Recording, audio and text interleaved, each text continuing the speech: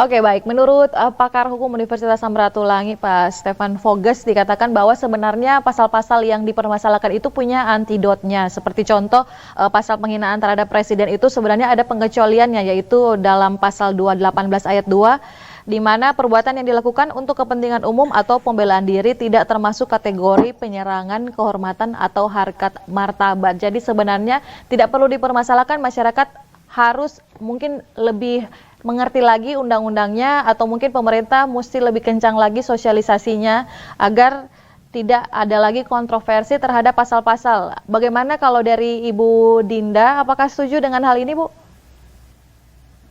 Saya sepakat dengan pentingnya sosialisasi. Tadi seperti yang disampaikan Pak Stefan, kan ini ada langkah maju ya. Kita punya KUHP sendiri dengan versi Indonesia yang mutakhir dan bisa dimengerti.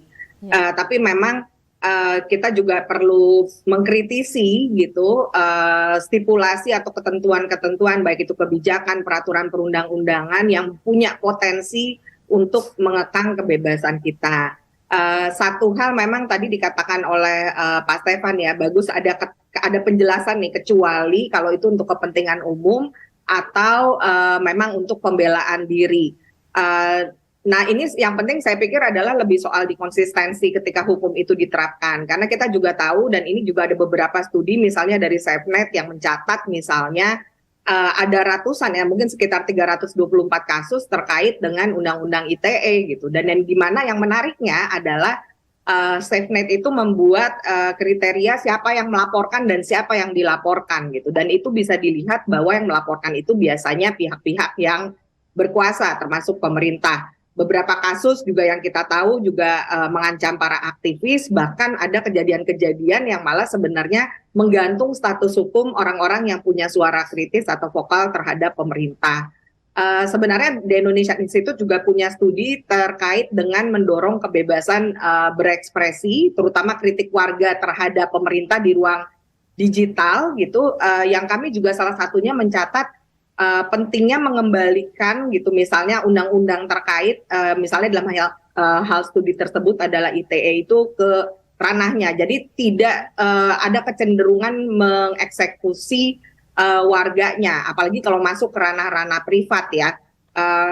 Karena kita juga melihat kecenderungan untuk memidana ini juga membuat masalah lain. Salah satunya adalah penjara kita yang selain tidak layak dan juga penuh gitu, tapi tidak menciptakan efek jera apapun gitu loh Mbak Gina.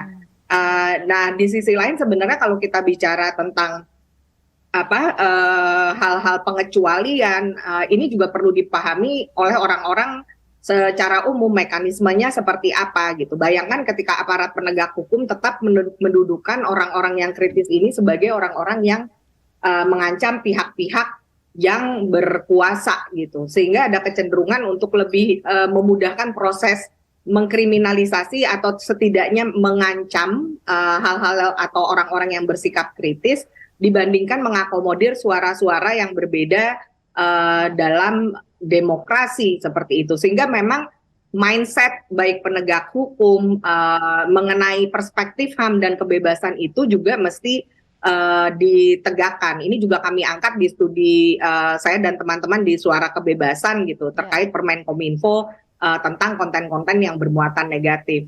Jadi mungkin perlu dipikirkan juga nih, negara juga tidak terlalu dominan seperti Big Brother di tulisannya Orwell gitu ya, sehingga membuat orang instead of berpartisipasi dalam demokrasi dan memperkaya proses kebijakan malah jadi takut. Ini juga studi dikonfirmasi bahwa ada ketakutan masyarakat untuk menyuarakan aspirasinya di ranah digital, Mbak Gina, karena ada eksekusi seperti itu. Salah satunya survei dari Wahid dan Litbang Kompas.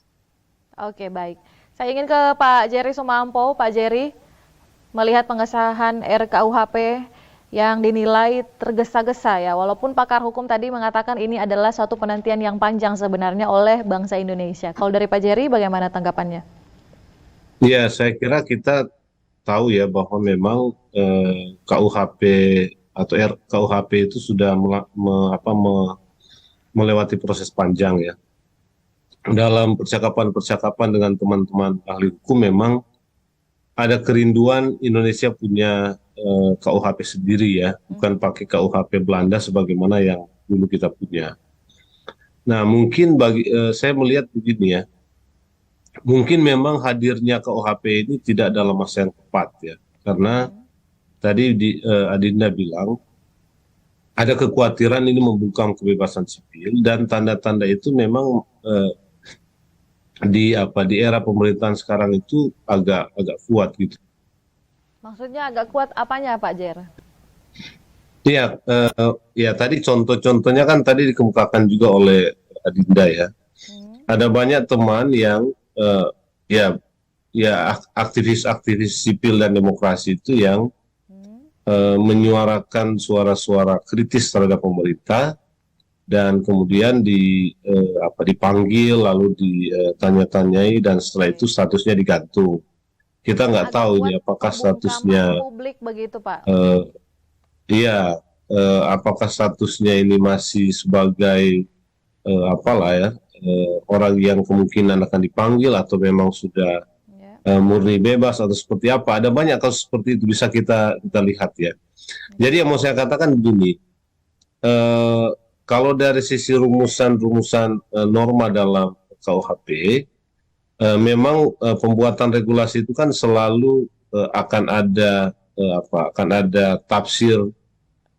Bukan tafsir ya, mungkin akan ada perbedaan tafsir terhadap norma itu.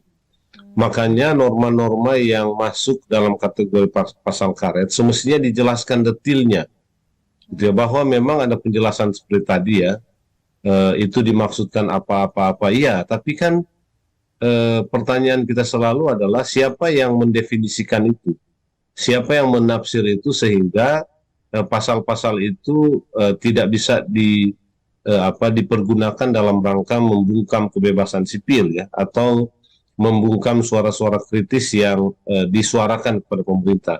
Jadi soal kita di situ, dan kalau kita lihat itu sekarang makin kuat kan, makin tendensi ke arah itu makin besar ya. Jadi itu yang saya maksud, keluarnya mungkin memang tidak terlalu tepat ya. Dia keluar di tengah upaya artinya pemerintah makin kuat, suara-suara kritis itu ruangnya terasa makin kecil gitu ya, dan seterusnya. Nah, yang kedua saya kira memang kalau lihat kekhawatiran publik, termasuk kekhawatiran publik internasional, itu kan di soal pasal-pasal itu. Tadi disebut soal zina ya. Zina itu yang bereaksi itu kan dunia internasional dan sebetulnya dunia usaha pariwisata ya, karena itu bisa digunakan untuk hal-hal yang selama ini dikhawatirkan oleh kelompok-kelompok pebisnis di dunia pariwisata gitu ya. Dan satu hal lagi ya, dalam konteks Indonesia ya, yang repotnya kita itu kan kadang-kadang yang memberi tafsir terhadap satu norma itu tidak jelas siapa. Ya, karena kalau proses peradilan apakah hakim gitu ya, atau pihak lain ya. Kalau dari konstruksi hukumnya sih jelas. Cuma yang mau saya katakan begini, ada banyak putusan peradilan kita yang terkait dengan pasal-pasal karet, apalagi kalau dia membawa isu-isu agama. Itu seringkali hakim tidak bisa independen sebagaimana tadi Bung Stefan bilang gitu ya. Dia mendapat tekanan dari luar ya. Jadi sehingga formulasi tafsir atau formulasi pendefinisian tentang pasal-pasal itu dalam rangka mengadili seseorang itu seringkali mengikuti selera publik yang melakukan tekanan politik dari luar. KUHP Nah, yang baru ini malah meminimalisir hal-hal tersebut repot, ya, dengan pasal-pasal karet itu. Ya, Regina, tadi saya nggak dengar suaranya.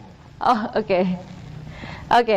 Kita akan jeda sejenak dulu, kita akan kembali lagi ya membahas mengenai yang tadi dikatakan oleh Pak Stefan dan juga Bung Jere tentang pidana perzinaan. Mengapa ini begitu ditolak juga? Apakah memang di KUHP sebelumnya tidak ada atau bagaimana? Kita akan kembali sesaat lagi, tetaplah bersama kami.